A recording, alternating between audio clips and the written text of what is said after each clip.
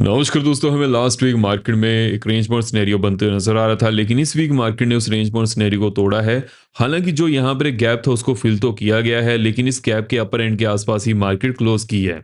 अब यहाँ पर क्या सिनेरियो बनने वाला है? क्या मार्केट नेक्स्ट वीक के लिए अपर साइड जाना कंटिन्यू कर सकती है या फिर से डाउन साइड जाने वाली है? और नेक्स्ट वीक के लिए सभी इंडाइसिस में किन जोन्स के ऊपर फोकस करना है उसके बारे में बात करने वाले हैं। एंड साथ ही साथ कौन सी अपडेट हमें सुनने को मिल जा रही है, उन्हें हमें कैसे अप्रोच करना है, उसके ऊपर भी हम डिस्कशन करेंगे। सबसे पहले हम बढ़ते हैं कि हमें यहाँ पर वीकली टाइम फ्रेम पर क्या चीज़ देखने को मिल जा रही है। 1 2 3 4 5 लगातार 5 हफ्तों से मार्केट रेंज बाउंड थी, लेकिन जो इस हफ्ते की यहाँ पर रेंज बनी है थोड़ी बड़ी बनते हुए नजर आ रही है। एंड जो यहाँ पर एक गैप था उसको भी फिल किया गया है और मार्केट ने 23,767 के आसपास क्लोजिंग की है। अब यहाँ पर कौन सी चीज़ों के ऊपर फोकस करना है? देखिए, फर्स्ट ऑफ ऑल मार्केट में अभी के लिए क्या प्राइस एक्शन हमें देखने को मिल जा रहा है। मार्केट ने पोल एंड फ्लैग को पैटर्न को ब्रेक किया था, उसके बाद मार्केट 24,500 तक जाते हुए नजर आई थी और 24,500 की जोन को हमने डिस्कस भी किया था। मार्केट यहां पर जाने के बाद फिर से रिवर्सल लेते हुए नजर आ रही है, लेकिन जब तक मार्केट लोअर साइड में 23,400 की जोन को on the daily time frame तोड़ती नहीं है, यहां पर मार्केट के सपोर्ट लेने के चांसेस तो बनेंगे, लेकिन क्या जोन भी टूटने वाली है उसके ऊपर हम बात करेंगे। बिकॉज अगर हम क्रूड ऑयल की बात करें तो क्रूड ऑयल $95 तक पहुंच गया है। अब उसको हमें कैसे टैकल करना है? बिकॉज हम क्रूड ऑयल इंपोर्टिंग कंट्री है, जिसकी वजह से मार्केट पर उसका इंपैक्ट हमें देखने को मिल जा रहा है, इवन करेंसी पर भी बनते हुए नजर आ रहा है। लेकिन उससे पहले अगर आपने वीडियो को लाइक नहीं किया है, मेक श्योर कीजिएगा वीडियो को लाइक करते जाएगा। जो भी आपके यहाँ पर क्वेश्चन है कमेंट सेक्शन में उसके बारे में पूछ लीजिएगा, मैं सेगमेंट्स यहाँ पर पढ़ता हूँ। मेक श्योर कीजिएगा चैनल को सब्सक्राइब भी जरूर कर लीजिएगा और साथ ही साथ बेल आइकन को ऑल पर रखिएगा सो आप यहाँ पर किसी भी वीडियो को मिस ना कर पाए। देखिए, सबसे पहले अगर हम यहाँ पर फर्स्ट अपडेट की तरफ बढ़े, फर्स्ट अपडेट हमें ट्रंप की तरफ से सुनने को मिल जा रही है ऑन चाइना एंड रशिया। देखिए, उनका यहाँ पर यह कहना है कि चाइना और रशिया ईरान को हेल्प कर रहे हैं, जिसकी वजह से ईरान यूएसए का मुकाबला करने में कामयाब हो पा रहा है। हम इसे कैसे समझ सकते हैं? देखिए, ईरान के पास क्या है? Crude oil. ईरान का जो क्रूड ऑयल है, चाइना उसका सबसे बड़ा इंपोर्टर है, जिसकी वजह से उसे वहां से पैसा आता है। रशिया की बात करें तो सिंपली हमें एक चीज के ऊपर फोकस करना है, जहां पर यूएसए की नहीं बनती है उस कंट्री की रशिया के साथ बनना शुरू हो जाती है। तो जो ईरान चाइना को क्रूड ऑयल बेचकर वहां से पैसा कमाता है, वो रशिया से वेपन्स खरीदने में उसको यूज करता है, जिसकी वजह से ट्रंप की तरफ से हमें बयान यहां पर सुनने को मिल जा रहा है कि चाइना और रशिया को ईरान को सपोर्ट नहीं करना है। अगर वो ऐसा करते हैं then it will be very bad for you. देखिए, ऐसा नहीं है कि वो चाइना से कुछ भी असला नहीं खरीदते हैं, बहुत सारी चीजें खरीदते हैं, लेकिन रशिया उनका मेन एक इंपोर्टर है।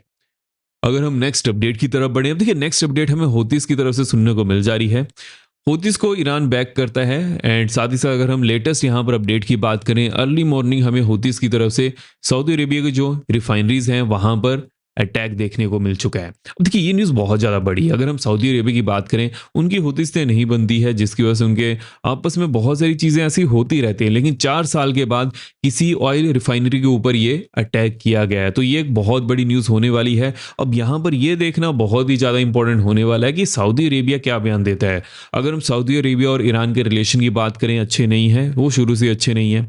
अब उसकी वजह से क्या सिनेरियो बनेगा कि यहाँ पर अगर सऊदी अरेबिया भी ईरान के ऊपर कुछ ना कुछ ऐसा बयान दे देता है, उसके बाद ईरान का क्या बयान आता है, उससे क्या सिनेरियो बनेगा कि जो क्रूड ऑयल है जो अभी के लिए उबाल खा रहा है वो और भी ज्यादा खा सकता है, तो उसके ऊपर ध्यान रखना है। अगर हम नेक्स्ट अपडेट की तरफ बढ़े, अब देखिए जैसे कि मिडिल ईस्ट का जो कन्फ्लिक्ट है आज का नहीं है, वहां पर कुछ ना कुछ चलता रहता है। देखिए, जहां पर क्रूड ऑयल है वहां पर कन्फ्लिक्ट तो होना ही है, बिकॉज जितने भी इंडस्ट्रियलिस्ट हैं उनके इंटरेस्ट वहां पर जुड़े रहते हैं। अगर हम यहाँ पर लेटेस्ट अपडेट की बात करें कि ईरान का यूएसए के साथ यहाँ पर क्या सिनेरियो बनते हुए नजर आ रहा है, अगर हम लेटेस्ट सिनेरियो की बात करें तो यहाँ पर ईरान का ये कहना है कि जब तक वो एनिमी को डिफीट नहीं करते हैं, फुली डिफीट नहीं करते हैं, वो रुकने वाले नहीं है, कंटिन्यू करेंगे।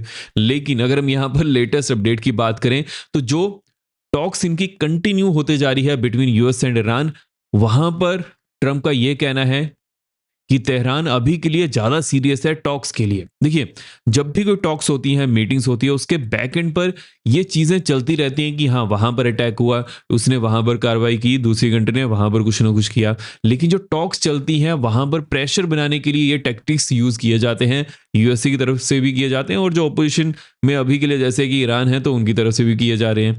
अब इसकी वजह से क्या सिनेरियो बन रहा है कि इनकी जो मीटिंग्स हैं वो कंटिन्यूसली बढ़ते जा रही हैं, लगातार तारीख पे तारीख मिलती जा रही है, हर हफ्ते कहीं ना कहीं मीटिंग होती है। हालांकि यहां पर ईरान का अभी के लिए जो पहले अपर हैंड ज़्यादा था वो थोड़ा सा कम हो चुका है, बिकॉज ईरान अभी के लिए एग्जॉस्ट हो चुका है। देखिए, यूएसए की बात करें, ट्रम्प भी यहाँ पर इस सिचुएशन को सॉल्व करना चाहते हैं, बिकॉज वो एक इंडस्ट्रियलिस्ट है, लेकिन यूएसए अभी के लिए एग्जॉस्ट नहीं हुआ है, उसके बाद बहुत ज़्यादा पैसा है। अगर हम उसी समय ईरान की बात करें, हाँ ईरान वेनेजुएला जैसा नहीं है, लेकिन फिर भी वो अभी के लिए एग्जॉस्ट हो चुका है 3 से 4 मंथ की वॉर के बाद, बिकॉज बहुत सारी चीज़ें ईरान नहीं जा पा रही हैं, बिकॉज यूएसए ने ब्लॉकेड लगाया हुआ है। देखिए, जैसे अगर हम स्ट्रेट ऑफ हॉर्मुज की बात करें तो वहां पर ईरान की ज्यादा प्रेजेंस है, लेकिन स्टेट ऑफ हॉर्मुज के बाहर निकलते ही वहां पर यूएसए के जो नेवल ब्लॉकेड है उसकी वजह से जो भी शिप ईरान की पोर्ट पर जाती है कुछ भी सामान देने के लिए या फिर वहां से लाने के लिए, वहां पर यूएसए उनको रोकने लगा है। उसकी वजह से जो ईरान की अभी के लिए सिचुएशन है, फाइनेंशियली बात करें तो थोड़ा वीक है। उसकी वजह से ये सिनेरियो हमें यहाँ पर देखने को मिल जा रहा है कि बहुत जल्दी यूएस और ईरान के बीच में ये टॉक्स कंप्लीट हो सकती है, एंड ईरान को जो पहले ज्यादा अपर हैंड था वहां पर हमें कमी बनते हुए नजर आएगी। तो देखना पड़ेगा क्या यूएसए डायरेक्टली ईरान की जो पॉलिटिक्स है वहां पर इंटरफेयर कर सकता है, या फिर यूएसए सॉफ्ट स्टांस लेकर चलेगा कि ईरान जैसे चलता है चलने दो, बस हाँ जो आपकी सिचुएशन है विद इजराइल उसको थोड़ा मैनेज करिए। देखते हैं यहाँ पर क्या सिनेरियो बनता है। हालांकि अगर हम ओवरऑल सिनेरियो तरफ बढ़े, डोमेस्टिक मार्केट की बात करें तो यहाँ पर 10% टैरिफाई की बात की गई है फ्रॉम यूएसए। ये 60 कंट्रीज के आसपास लगेगा, एंड चाइना के ऊपर 12.5% टैरिफाई किया गया है। इवन इसराइल के ऊपर भी किया गया है, जबकि इसराइल यूएसए का एक फ्रेंडली नेशन है। उसके पीछे का क्या रीजन है कि यहाँ पर यूएसए का ये मानना है कि जिन भी कंट्रीज में फोर्स्ड लेबर होती है वहां पर ये टैक्स देना पड़ेगा, जो भी प्रोडक्ट वहां से यूएसए आते हैं। अब देखिए, इसकी वजह से क्या सिनेरियो बन रहा है कि मान लीजिए कि अगर 12.5% चाइना के ऊपर टैरिफ किया गया है, इंडिया के ऊपर 10% टैरिफाई किया गया है, फिर भी चाइना में जो चीजें बनती है वो सस्ती बनती है, उनको कोई ज्यादा नुकसान होता नहीं है उस चीज का, बिकॉज अगर वो यूएसए नहीं बेचेंगे किसी और कंट्री में बेचना शुरू कर देंगे। अगर हम अदर कंट्रीज की बात करें, जैसे अगर हम यहाँ पर इंडिया की बात करें, बहुत सारी ऐसी सिलेक्टेड चीजें हैं जो यूएसए एक्सपोर्ट की जाती हैं इंडिया से। अब वो चीजें यूएसए जा रही हैं, अगर वो किसी और कंट्री में जाएंगी उतना उसका भाव नहीं मिलेगा। उसकी वजह से क्या सिनेरियो बनता है कि यहाँ पर इंडिया के एक्सपोर्टर्स हैं उनको ज़्यादा नुकसान उठाना पड़ सकता है। एंड अभी के लिए अगर हम ओवरऑल सिनेरियो तरफ भी बढ़े तो एफआईज कंटिन्यूसली यहाँ पर सेलिंग कर रहे हैं। यूएस और इंडिया के बीच में जो टैरिफ डील यहाँ पर कंप्लीट हो सकती थी वो कंटिन्यूसली आगे बढ़ती जा रही है। अब जब तो टैरिफ डील कंप्लीट नहीं होती है, एफआईज को कुछ भी क्लैरिटी नहीं मिलेगी। अगर हम लोकल लॉस की भी बात करें तो वहां पर भी एफआईज के लिए कुछ ज़्यादा यहाँ पर रियायत नहीं दी जा रही है, या तो फिर कुछ ऐसे सेक्टर्स हैं जहां पर एफआईज नहीं जा सकते हैं उनको ओपन किया जाए, उसके बाद एफआईज फिर से आना शुरू करेंगे। तो यहाँ पर गवर्नमेंट को कुछ करना पड़ेगा एफआईज को लाने के लिए, या फिर जो यूएस और इंडिया के बीच में टैरिफ डील होने वाली है उसमें इंडिया को अपर हैंड मिलना चाहिए सेक्टर्स में, तो वहां पर कुछ सिनेरियो बन सकता है। हालांकि जो एग्रीकल्चर सेक्टर है और जो डेयरी सेक्टर है उसको फिर भी अभी के लिए बाहर रखने की बात की जा रही है कि वहां पर यूएस की कोई भी कंपनी इंडिया नहीं आ सकती है। अगर ऐसा होता है तो उस समय जो लोकल यहाँ पर इंडस्ट्रियलिस्ट हैं उनको नुकसान उठाना पड़ सकता है। तो गवर्नमेंट ये नहीं चाहेगी, साथ ही साथ गवर्नमेंट किसान को नाराज नहीं करना चाहती है, बिकॉज अभी भी इंडिया में मोर देन 50% ऐसी फैमिलीज हैं वो किसी ना किसी तरह से फार्मिंग से जुड़ी हुई हैं, जिसकी वजह से अगर ऐसा होता है तो उस समय जो भी सेंटर में गवर्नमेंट होगी वो टिक नहीं पाएगी। This is as simple as that. अगर हम यहाँ पर यूएस मार्केट की बात करें कि कौन से इंपॉर्टेंट डाटा आने वाले हैं जिसके ऊपर मेरा फोकस होगा, देखिए फर्स्ट ऑफ ऑल जो एडवांस होलसेल इन्वेंट्रीज है उसके ऊपर तो चलिए फोकस रहना चाहिए, लेकिन जो कंज्यूमर कॉन्फ्रेंस डाटा है जैसे ये रिलीज होता है उसके बाद मार्केट में हमें उसका इंपैक्ट देखने को मिल सकता है। एंड जो यहाँ पर मेजर एक इंपॉर्टेंट चीज होने वाली है नेक्स्ट वीक के लिए वो रहेगी एफओएमसी मीटिंग। तो इंटरेस्ट रेट डिसीजन आने वाला है, एंड साथ ही साथ जो फेड चेयर वॉश हैं उनकी जो प्रेस कॉन्फ्रेंस रहेगी वहां पर भी फोकस रहेगा। देखिए उनकी सेकेंड प्रेस कॉन्फ्रेंस है, प्रीवियस जो कॉन्फ्रेंस थी वहां पर वो थोड़े हॉकिश नजर आए थे।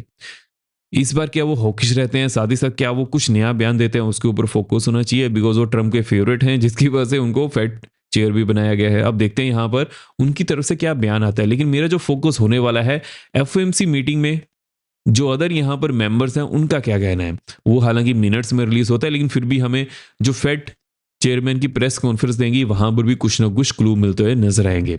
अगर हम क्रिप्टो की बात करें, क्रिप्टो 64,150 के आसपास है। अब यहाँ पर किस चीज के ऊपर फोकस करना है कि अभी के लिए आज के दिन के लिए क्रिप्टो यहाँ पर टोटली रेंज बाउंड है, बिकॉज वीकेंड होता है, ज्यादा वॉल्यूम होता नहीं है।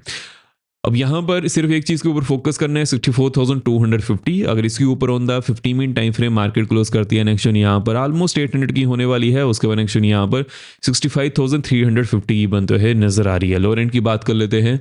लोअर एंड में जैसी मार्केट 63,900 के नीचे on the 50 minute time frame close करती है, डाउन साइड में नेक्स्ट यहाँ पर 63,500 की होने वाली है। उसके बाद नेक्स्ट यहाँ पर 62,950 बनते है नजर आ रही है। और देखिए, जिसको भी क्रिप्टो में या फिर कमोडिटी में ट्रस्ट है तो कॉइन डिस्क का लिंक मैंने डिस्क्रिप्शन बॉक्स में दिया हुआ है, वहां से अकाउंट ओपन कर सकते हैं। जैसे ही अकाउंट ओपन करेगा उसके बारे में मुझे अपडेट कर दीजिएगा। फ्री टेलीग्राम चैनल में मैंने अपडेट किया हुआ है, वहां से भी चेकआउट कर सकते हैं। एंड डिस्क्रिप्शन बॉक्स में मैंने लिंक दिया हुआ है, वहां से जरूर अकाउंट ओपन कर लीजिएगा।